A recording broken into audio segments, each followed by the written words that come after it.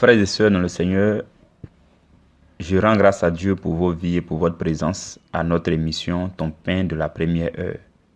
Nous sommes aujourd'hui le 14 juin 2019 et je voudrais qu'ensemble nous puissions rendre grâce à notre Dieu pour tout ce qu'il fait pour nous et pour ce moment que lui-même a rendu possible. Prions. Notre Dieu, notre Roi, Seigneur Jésus-Christ de Nazareth, notre Rédempteur, notre Sauveur, le Sauveur de l'humanité. Par le sacrifice de ton sang sur le bois de la croix, nous avons obtenu la vie. Nos péchés ont été ôtés. Jésus-Christ de Nazareth, par ton sang, nous avons obtenu miséricorde. Par ton sang, nous avons été régénérés et nous sommes maintenant destinés à la vie éternelle. Jésus, nous voulons te bénir.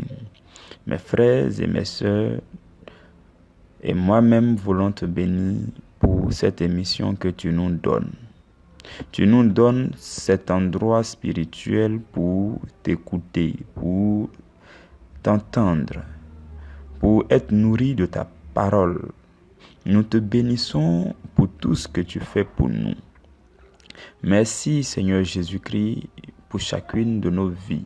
Merci pour ton amour, pour ta présence, pour ta protection, Seigneur Jésus. Nous avons décidé d'abandonner à toi notre sécurité et nous bénéficions de ta protection.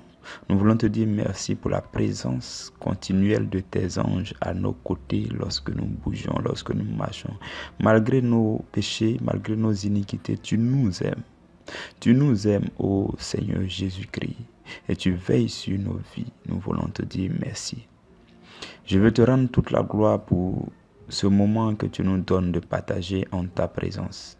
Je te rends toute la gloire parce que tu disposes les cœurs afin d'écouter ce message divin qui a été commandé par toi-même, Seigneur Jésus. Je prie que, Roi des rois, ta parole se transmette jusqu'au cœur de tes enfants que nous sommes et que cette parole révélée transforme nos cœurs et nos vies. Dans le puissant nom de Jésus, nous avons prié. Amen. Frères et sœurs dans le Seigneur, aujourd'hui, nous partageons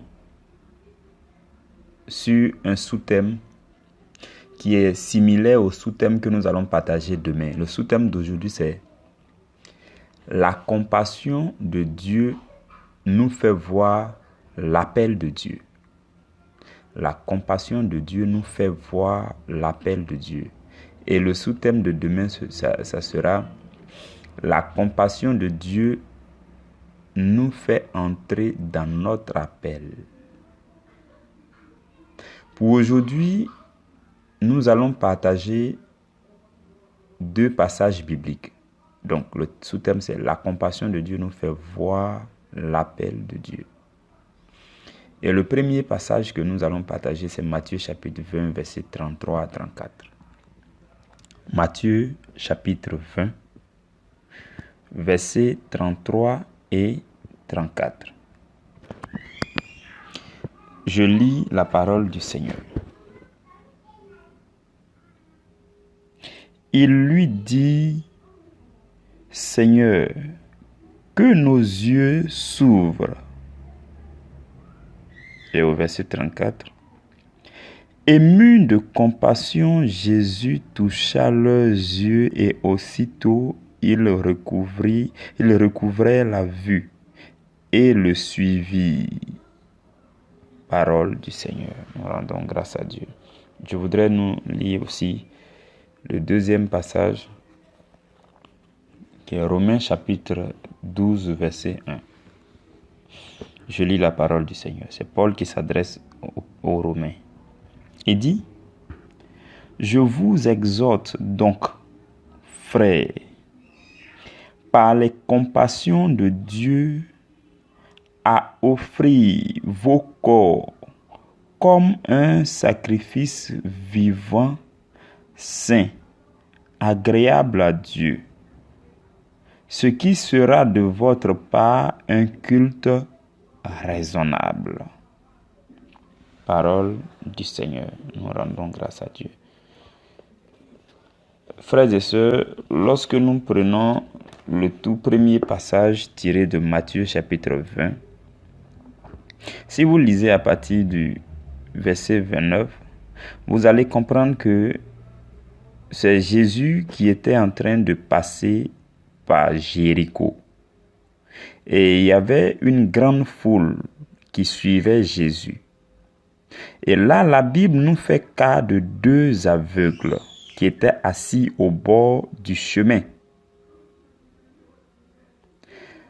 C'est l'histoire similaire qu'on trouve dans d'autres évangiles. Vous savez que les évangiles synoptiques relatent dans la plupart des cas les mêmes histoires avec quelques différences. C'est donc la même histoire que raconte, je ne sais pas si c'est l'évangile de Luc, à propos de Bartimée l'aveugle. Mais dans cet évangile synoptique de Matthieu, il est fait cas de deux personnes, deux aveugles. Et la Bible nous dit ici que lorsque Jésus était en train de passer, ces aveugles ont commencé, ayant appris que celui qui passait, c'était Jésus-Christ de Nazareth, fils de David. Ils ont commencé à crier après Jésus. Et Jésus qui va s'arrêter pour leur demander, qu'est-ce que vous voulez que je fasse pour vous? Qu'est-ce que vous voulez que je fasse pour vous? Bien-aimés du Seigneur, cette même question est posée à beaucoup de chrétiens d'aujourd'hui. Qu'est-ce que vous voulez que Jésus fasse pour vous? Qu'est-ce que nous voulons que Jésus-Christ de Nazareth, celui que nous appelons notre Seigneur et Sauveur, qu'est-ce que nous voulons qu'il fasse pour nous? Ici, la Bible a relaté cette histoire qui concerne des aveugles qui n'ont pas cherché loin, mais qui ont simplement dit à Jésus, nous voulons voir. Nous voulons voir. Ici, la Bible a relaté l'histoire et lorsque vous lisez cette histoire, vous pensez directement à des aveugles physiquement, ce qui est correct. Mais dans notre contexte de ce soir, nous allons considérer le texte au spirituel et nous allons considérer des aveugles spirituels que nous sommes parfois. Parfois, beaucoup de chrétiens sont des aveugles spirituels. Beaucoup de chrétiens n'ont pas encore vu ce qu'ils doivent faire. Ils n'ont pas encore vu ou ils n'ont pas encore entendu ce que Jésus dit à leur propos. Jésus se tient et continue de nous demander qu'est-ce que nous voulons qu'il fasse pour nous. Et très peu de personnes disent à Jésus, je veux voir avec les yeux de mon cœur. Voir avec les yeux de vos cœurs vont vous permettre de voir ce que Jésus veut que vous fassiez sur cette terre. Parce que Dieu ne vous a pas envoyé sur cette terre pour une partie de balade. Dieu nous a envoyés sur cette terre dans un objectif précis, pour une mission bien donnée. Et à partir du moment où nous ne sommes pas encore sur le chemin qui a été tracé par le Seigneur, nous ne sommes pas encore rentrés dans la mission qui nous a été confiée par le Seigneur, nous sommes considérés comme des aveugles spirituellement. Et Jésus nous posant la question, qu'est-ce que lui, il peut faire pour nous? Nous devons de lui répondre, Seigneur Jésus, nous voulons voir clair à propos de notre mission sur la terre. Et la Bible dit que Jésus était ému de compassion pour ces aveugles qui étaient en train de crier derrière lui. Toi et moi, chaque jour, nous fouillons dans la parole de Dieu. Nous recherchons à travers les Écritures ce que Dieu dit par rapport à notre vie. C'est ce que nous faisons chaque jour. Ce que je voudrais nous partager en ce matin, c'est qu'il est temps. Il est temps pour que nous disions à Jésus que nous voulons voir clair à propos de la mission que tu nous as confiée. Nous voulons voir ce que c'est que notre appel à ta suite, ce que nous devons faire concrètement dans le corps de Christ. Parce que Jésus est prêt à vous ouvrir les yeux sur votre rôle dans le corps de Christ. Qu'est-ce que vous devez faire? Quel métier, quel rôle vous avez à jouer pour le salut de la multitude qui est autour de vous? Pour la conversion des personnes qui sont dans votre maison, qui sont en contact chaque jour avec vous, qu'est-ce que vous devez faire? C'est le moment pour vous et pour moi de dire à Jésus, nous voulons voir clair à propos de la mission que nous devons accomplir sur cette terre. Et la Bible dit que Jésus-Christ, qui était ému de compassion pour ces personnes, a touché leurs yeux. Alléluia. Jésus a touché leurs yeux. Jésus-Christ a touché leurs yeux et ils ont vu clair. De la même façon, Jésus touche les yeux de ton cœur avec sa parole, avec la lumière de sa parole, pour que tu vois clair et que tu vois ce à quoi tu es appelé sur cette terre. Tu lis la parole de Dieu. Pour certains, peut-être que Jésus vous a déjà touché et il a déjà défini le chemin dans lequel vous devez vous orienter pour faire son œuvre. Et il n'attend peut-être que votre obéissance. Mais pour d'autres, Jésus-Christ va vous toucher par la lumière de sa parole. Comme nous l'avons vu hier, votre humilité et la compassion de Dieu va ouvrir les yeux de vos cœurs sur les révélations de la parole, les révélations profondes de la parole pour que vous puissiez découvrir ce que vous devez faire.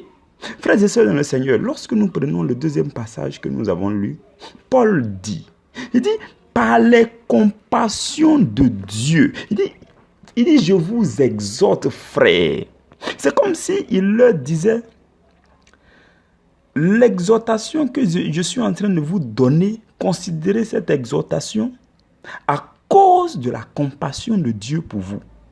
Il dit, par les compassions de Dieu, je vous exhorte, frères, à offrir vos corps. Frères et sœurs, voici ce que fait la compassion de Dieu. Les compassions de Dieu vont vous permettre de savoir ce que vous devez faire dans le corps du Christ, ce que vous devez faire en tant que chrétien et chrétienne. Et Paul ne va pas chercher loin, il va indiquer aux frères et sœurs de Rome, aux frères et sœurs romains, il va leur dire que ce qu'il y a à faire, c'est d'opérer un sacrifice. Ce à quoi Dieu nous appelle et que nous devons voir, c'est d'opérer un sacrifice. Parce que la Bible dit, dans Apocalypse chapitre 5, verset 10, que Jésus-Christ a fait de nous un royaume et des sacrificateurs et nous allons régner sur cette terre. Dieu nous appelle à un sacrifice par les compassions de Dieu. Frères et sœurs, en ce soir, je veux que tu ouvres les yeux et que tu vois l'appel au sacrifice. Dieu nous appelle tous à un sacrifice. Lequel de sacrifice? Offrir votre corps en sacrifice vivant. Dieu nous appelle à offrir notre corps en sacrifice vivant, saint et d'agréable odeur. Et il dit, ça sera pour nous notre culte raisonnable. Notre culte raisonnable, ça veut dire qu'en tant que chrétien, chaque jour, notre culte raisonnable de chaque jour, notre mode de vie, notre style de vie en tant que chrétien, chaque jour, c'est de donner notre corps en sacrifice vivant, saint et d'agréable odeur. Ça veut dire que vous, à l'intérieur de votre corps, vous décidez d'offrir votre corps pour la cause de Dieu, pour les œuvres de Dieu, pour le salut de ceux qui sont à côté de vous. En posant des bonnes œuvres, en posant des œuvres selon les recommandations de la parole de Dieu. Voici ce que Saint Paul voudrait qu'on voit par les compassions de Dieu. Il nous exhorte à voir la vie chrétienne ainsi. Il nous exhorte à voir que ce à quoi nous sommes appelés, c'est un sacrifice de notre corps, un sacrifice vivant, sain et d'agréable odeur. Les compassions de Dieu nous ouvrent les yeux à voir ce que nous devons faire. Voici le sacrifice agréable aux yeux de Dieu. Le sacrifice qui est agréable aux yeux de Dieu n'est pas forcément le sacrifice de votre argent à l'église, n'est pas forcément, bien que ce soit nécessaire, n'est pas forcément le sacrifice d'un mouton, n'est pas forcément le sacrifice que vous connaissez, mais le sacrifice le plus agréable à Dieu, c'est le sacrifice de votre corps, frères et sœurs. Votre corps, un sacrifice vivant, sain et agréable. C'est-à-dire que votre vie aux yeux des autres vous offrez cette vie-là en sacrifice. Comme Jésus-Christ s'est donné sur la terre, il nous exhorte aussi par l'apôtre Paul à donner notre vie en sacrifice vivant. Et il dit, par les compassions de Dieu, je vous exhorte à offrir vos corps, à donner vos corps, comme Christ a donné son corps, en sacrifice vivant. Et la Bible dit, ému de compassion, Jésus leur a dit, qu'est-ce que je dois faire pour vous? Et ils disent, nous voulons voir clair à propos de notre vie. Et vous allez remarquer par la suite, dans ce que nous avons lu dans Matthieu chapitre 20, là, que la Bible dit que quand ils ont vu, ils ont commencé à suivre Jésus. Quand ils ont vu leur appel, ils ont compris que l'appel en fait consiste à suivre Jésus, à marcher dans les pas de Jésus, à prendre sa croix et à suivre Jésus. Quand ils l'ont su, ils ont commencé à suivre Jésus. Parce qu'ils avaient justement vu ce qu'ils devaient faire sur la terre. Un aveugle spirituel ne peut jamais découvrir qu'est-ce qu'il va faire sur la terre. Et je sais et convaincu dans le Seigneur que vous et moi, qui écoutons ce message, ne resterons jamais aveugles spirituels. La compassion de Dieu est pour nous. Et le Seigneur va toucher les yeux de nos cœurs. Et il nous ouvrira les yeux. Et nous marcherons à sa suite pour une plus grande gloire du nom de Dieu à travers notre vie. Je bénis Dieu pour ta vie. Je prie que le Seigneur demeure chez toi. Je prie que la grâce de Jésus-Christ soit avec toi. Je prie qu'à partir de maintenant, chaque parole de l'Écriture que tu vas lire, lorsque tu vas ouvrir ta Bible, que tu vas lire chaque parole de l'Écriture, que la puissance de Dieu descende et la lumière de cette parole t'ouvre les yeux de ton cœur dans le nom de Jésus. Je prie que toutes les fois que tu vas ouvrir la parole, que tu vas lire un verset, que tu vas lire un chapitre, que tu vas écouter une prédication, que la puissance de la parole soit communiquée à ton être intérieur et que tu sois fortifié dans ton esprit et que tu te lèves et que tu sois déterminé à faire quelque chose pour Dieu. Je prie qu'aucun jour ne passe, un seul jour ne passe sans que tu sois pour le Seigneur un sacrifice agréable, une odeur agréable auprès de tes frères, auprès de tes soeurs. Je prie que lorsque l'on te voit, que l'on puisse voir et remarquer la marque de Jésus-Christ sur toi, dans ta vie, dans le nom de Jésus-Christ de Nazareth. Je prie qu'à partir d'aujourd'hui, quand tu marches, quand tu parles aux gens, quand tu poses une action, que la gloire de Dieu resplendisse à travers toi dans le nom de Jésus-Christ de Nazareth.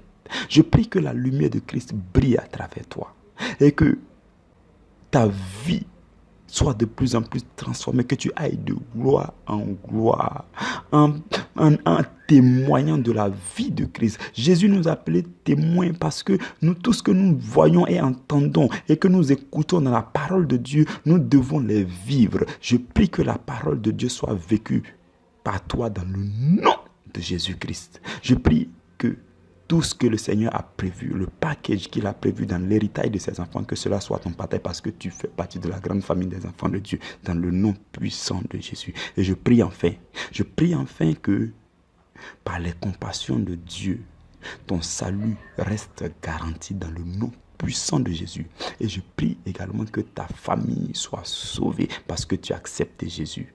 Amen.